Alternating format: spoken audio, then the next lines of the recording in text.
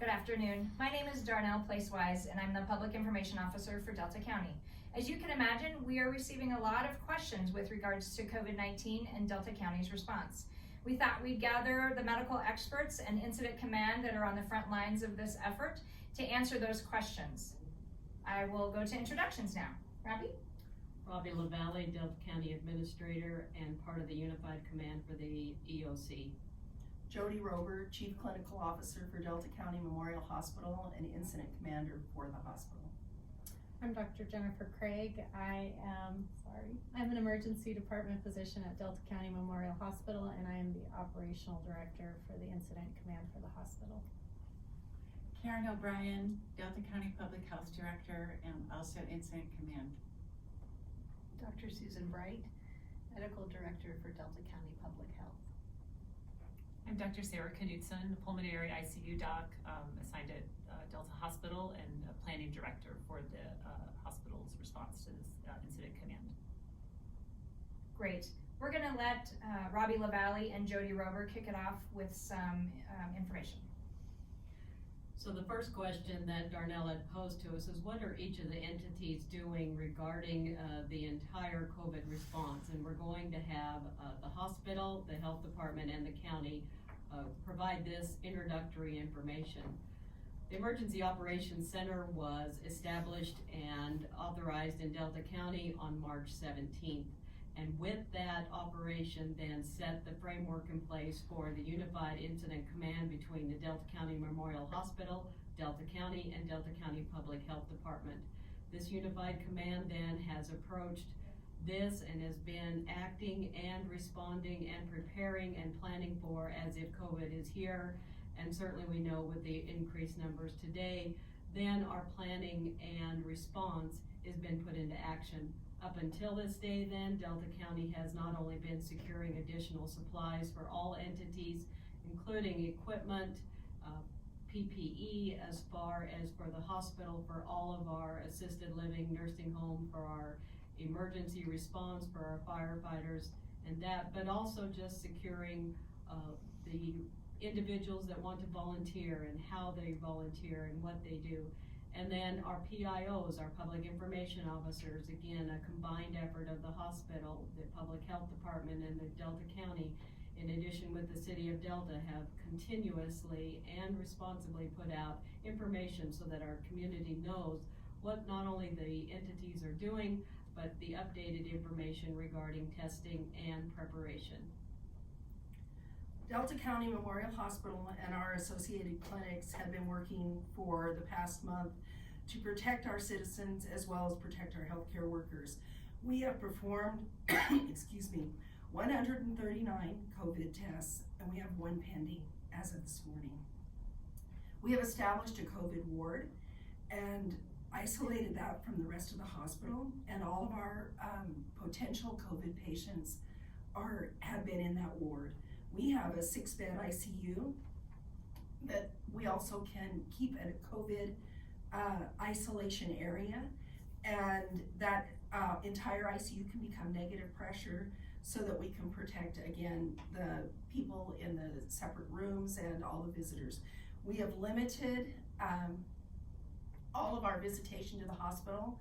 So our med-surg and our ICU is not allowing any visitors to see patients, and I know this is a very difficult thing when you have a sick family member, but this is to protect the people all the people that enter a hospital, including the patients themselves.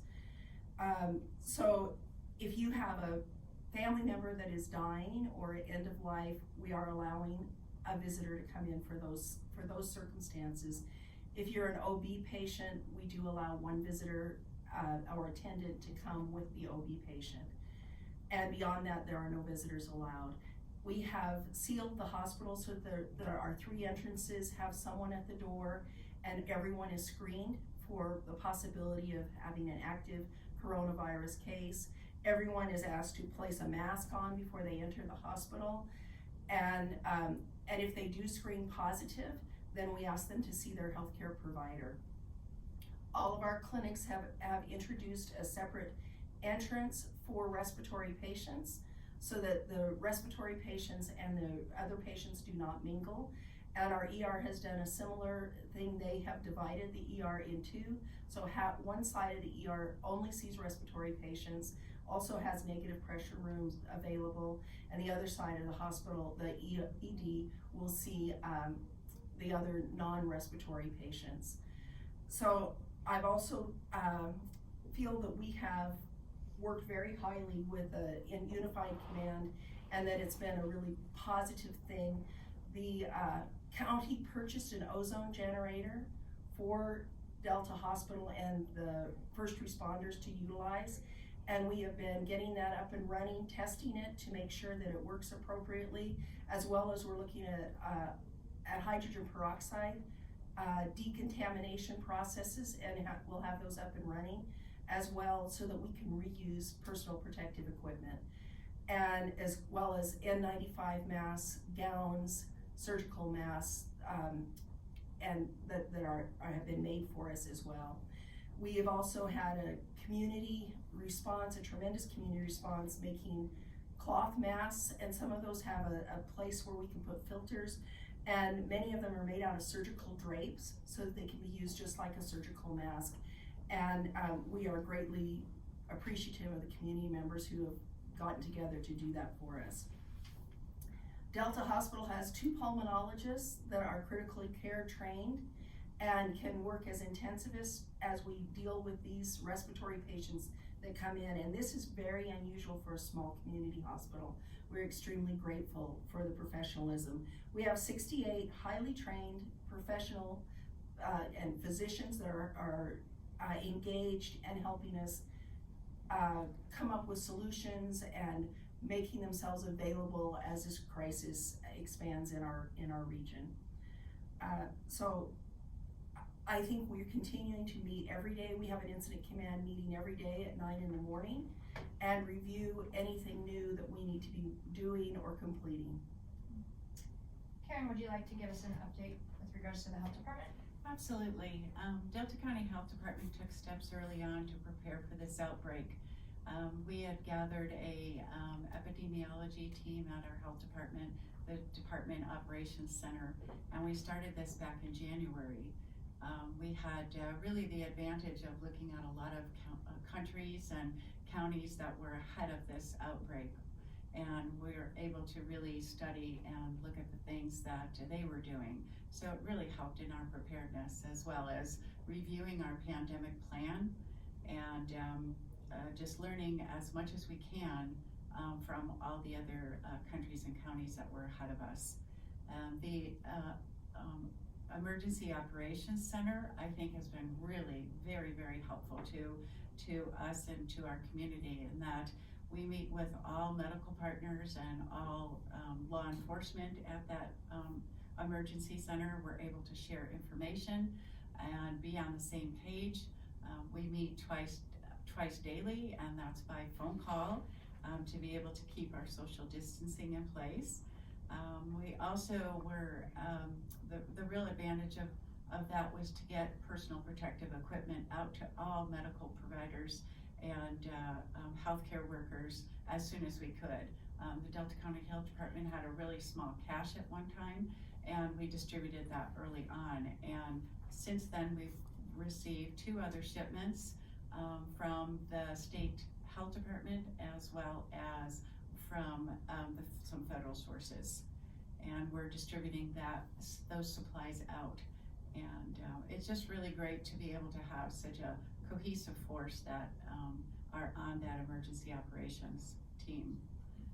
Early on also, we established the call line center, the 874-2172, because we were really concerned about the response from the community. We wanted to be able to answer questions, and we were pretty overwhelmed as a small health department.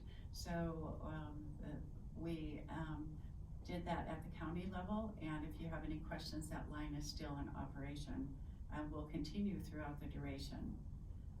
One of the goals of the health department is to quickly identify any COVID cases. And this is to be able to provide any case management, to be able to self-isolate that individual, and also to do contact tracing of where that person had been and who they were in contact with, so that we can provide guidance for that person, for them, and to self-quarantine. The other thing that you've probably seen a lot of are a lot of public health orders that came down fast and furious. And these are really all meant to keep us all safe. The social distancing and the stay-at-home order and all of those, shifting to telework and all of those, these are all strategies that have really been proven to really help the spread of this virus. The health department also works very closely with the school districts. Early on, we had lots of discussions with them about when to close and how long to close, and those are never easy decisions because we know it affects everyone in the community. The same thing, we're working with a lot of child care centers and retail food establishments to keep everybody safe. We're also checking in on nursing homes and assisted living centers, and just being able to provide feedback on some of their patients. The other thing that we do to keep consistency with our medical partners is that we distribute health alert networks to everyone medical in the community. And those are guidance from the state health department as well as from the Centers for Disease Control, the CDC. These are all guidances that we all share so that we are all on the same pages. The other thing that we have access to as the health department is the epidemiologists at the state level. And we have their help 24/7 to discuss any cases that come in and receive their guidance in that. So I think that just a word to all of the public is that really follow the stay-at-home orders. That's the most important thing that anybody can do. We get a lot of calls on the call center that says, what can I do to help? And that's one of the things that you can do is definitely follow those orders, stay home, wash your hands, self-isolate when you're sick. And if you know, have you been around somebody that's been sick, self-quarantine yourself. This is rapidly coming. There's a lot of so much guidance that comes out every day. We really try to keep everybody informed, and it really is quite the task to keep everyone informed and on the same page. But I think we're doing a great job with all of our partners. And that I just wanted to also say that all the information that we provide is really science-based, and that is really meant for your protection and also the community's protection. Thank you. Thank you for those updates. We're gonna move into the questions now, and so the first one is for you, Dr. Craig.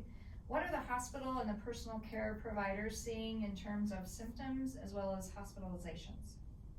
Okay, so I think there's a lot of publicity about symptoms that we can expect for coronavirus 19, and I'll just sort of speak to what we're seeing as an outpatient all the way in through the emergency department and perhaps inpatient patients.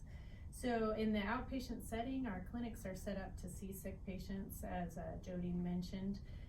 They are seeing people who have mild respiratory illnesses, things like runny nose, sore throats, cough, maybe some mild shortness of breath, and some low-grade fevers.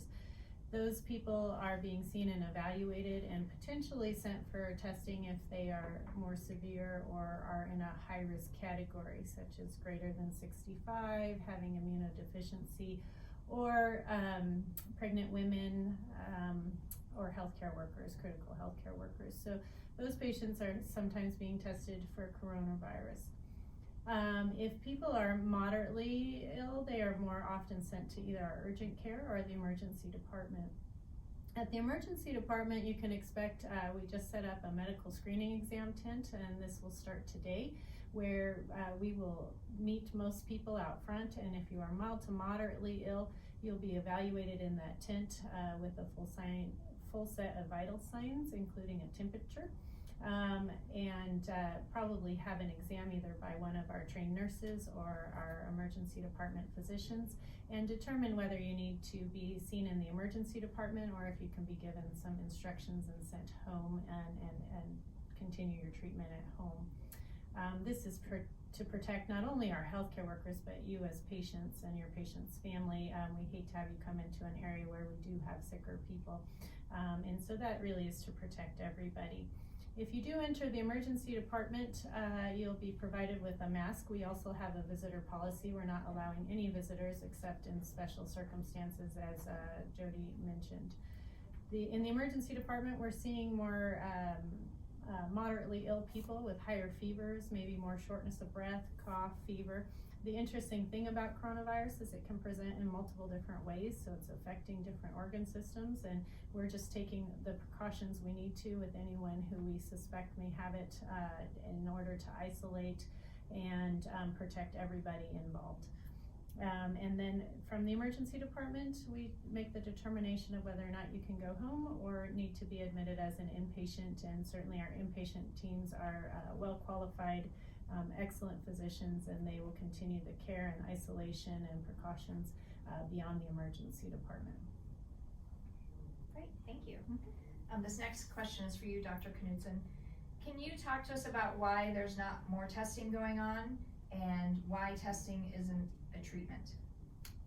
Yes, I'd like to start by just reassuring the citizens of the county that, you know, at the hospital, we're working just extremely hard to prepare for every aspect of this pandemic that is coming our way.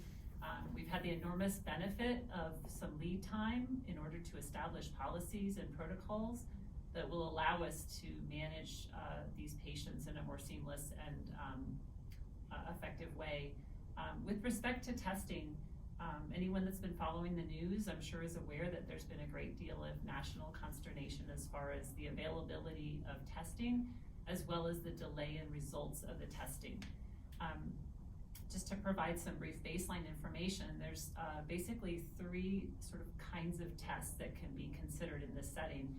We have the tests that people have mostly been talking about. These are the ones that are available at the state public health department level. Initially, they had been performed only at the CDC, but now those tests have all routed to the state.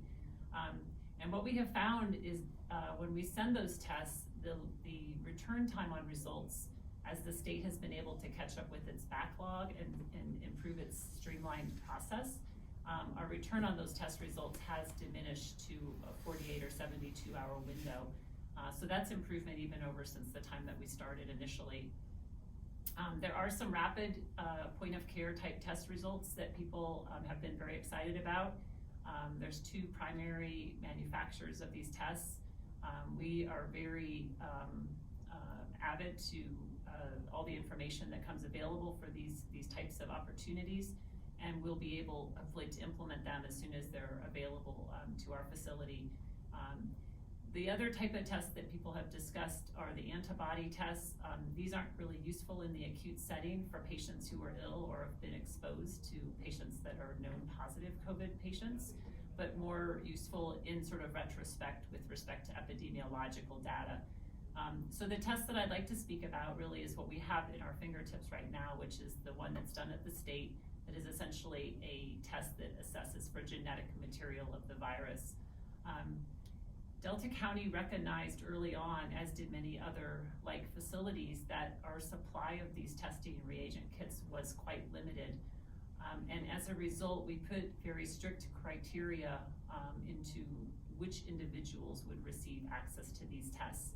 Presently, those criteria include hospitalized patients, healthcare workers who have direct patient care and are symptomatic, and then thirdly, in rare and case-by-case basis, patients who are at particular risk for worse disease course related to such things as immunocompromised status or other underlying disease processes. So we have been sticking quite religiously to those criteria, and I feel that that's the most judicious use of the testing kits that we have available. As we know, however, people even that are asymptomatic can transmit virus for 1 to 3 days prior to even turning positive on a test or becoming symptomatic. So again, I want to take a moment just to reinforce the benefits and significant value of social distancing and home isolation techniques that have been advocated by the county as well as the health department.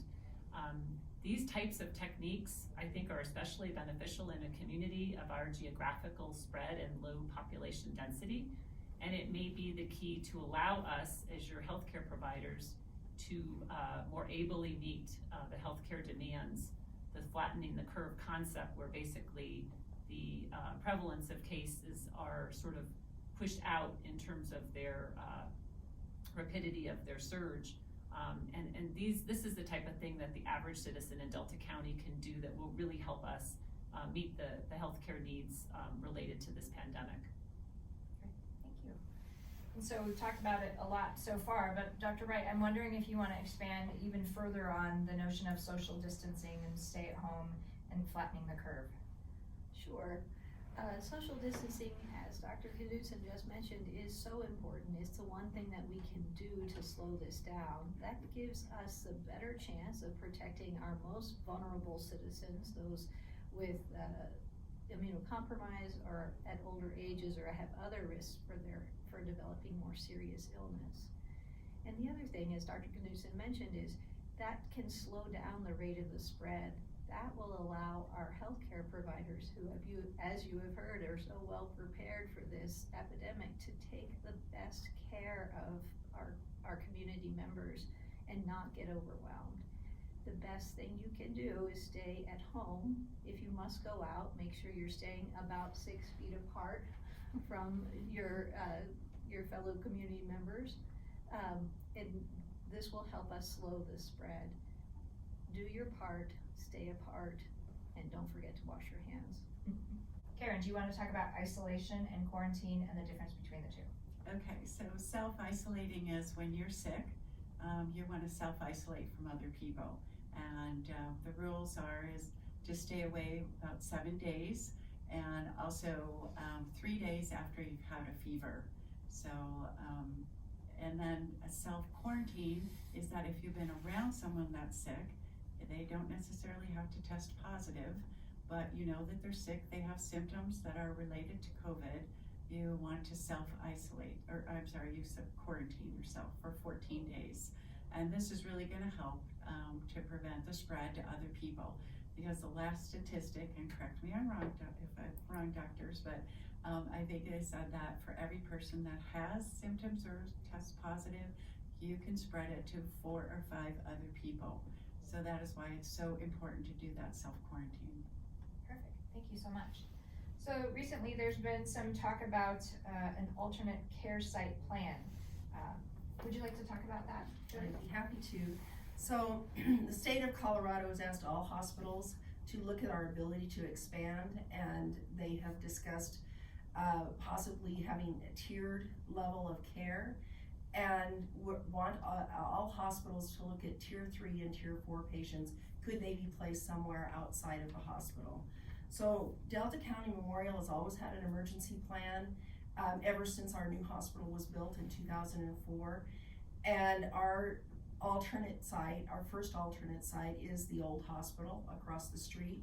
It has medical air as well as oxygen, so we could continue to use it as a hospital.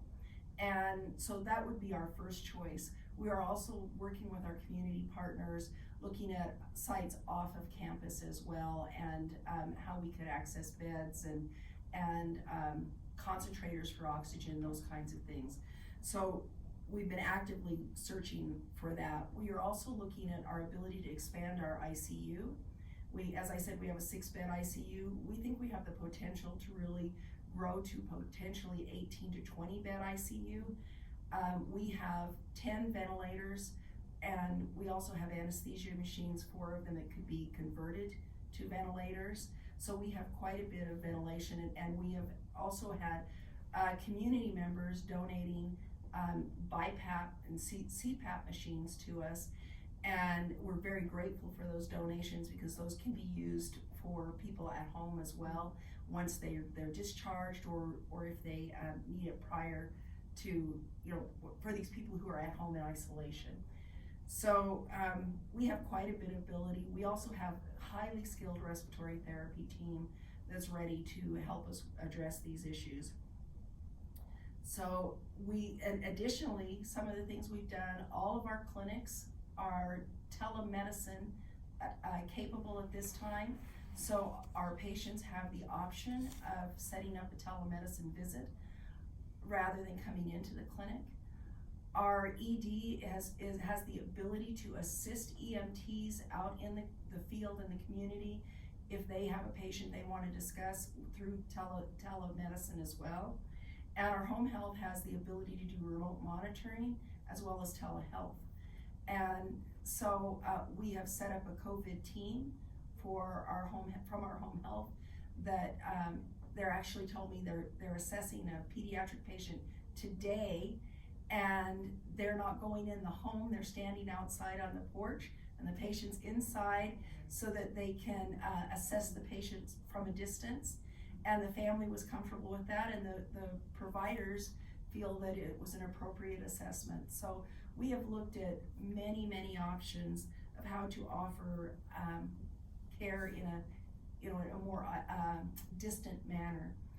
The other thing that just occurred in the last 24 hours, I've been on the phone recently with St. Mary's as well as Montrose, and we are looking at having the incident commanders at each one of the local hospitals starting to have a daily communication so we can keep it current with what's happening in all of our local hospitals, and that would include Gunnison and Telluride and Montrose, St. Mary's, Delta.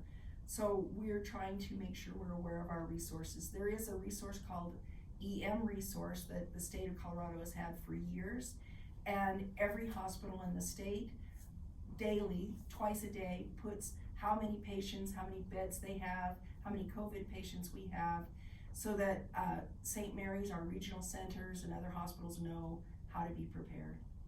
Great, thank you. Robbie, do you want to talk about how people can stay informed, not only in Delta County, but within the state and nationally as well? Certainly, thanks. And as you can see by the medical expertise in the room and the planning and preparation that the hospital has put in, they are ready for the surge, and they have put into place the additional capacity. They put into place the additional planning for that. And so again, we want to reiterate that repeatedly to the citizens of Delta County, that the time that has been allocated to Delta County where we have seen low numbers, everyone has been operating as if we had that here because we know it is here. And the planning that has been put in, we are ready for that, again, with the additional capacity and planning that has been put into place. For those additional resources that we've talked about, again, Karen mentioned our Delta County communication line. That is 874-2172. That is with our volunteers. They're there from 8 to 5. They're there to answer questions. They're there to, again, really provide those resources, not only from CDC, the website there, Center for Disease Control, but also our Colorado Department of Public Health and Environment. They consistently are providing those updates. Delta County has the website, Delta County Memorial Hospital has the website, the school district has. All of these organizations then are working together to provide not only the additional information, but keep pushing that out. We urge people, really take a hard look at these websites. When you think about all the information that is out there, it is easy to just look at perhaps a message board and start to go down a rabbit hole that's not necessary. It's not based on science. It's not based on the actual information from the hospital or from CDC or CDPHE. Look and really take a hard look at the websites. Also realize that these websites are being operated with the continual rapidly information that's coming as well. And so if there is a number that isn't exactly as a number that was reported, again, think about the big picture and concentrate on what you can do personally, concentrate on what you can do as an individual.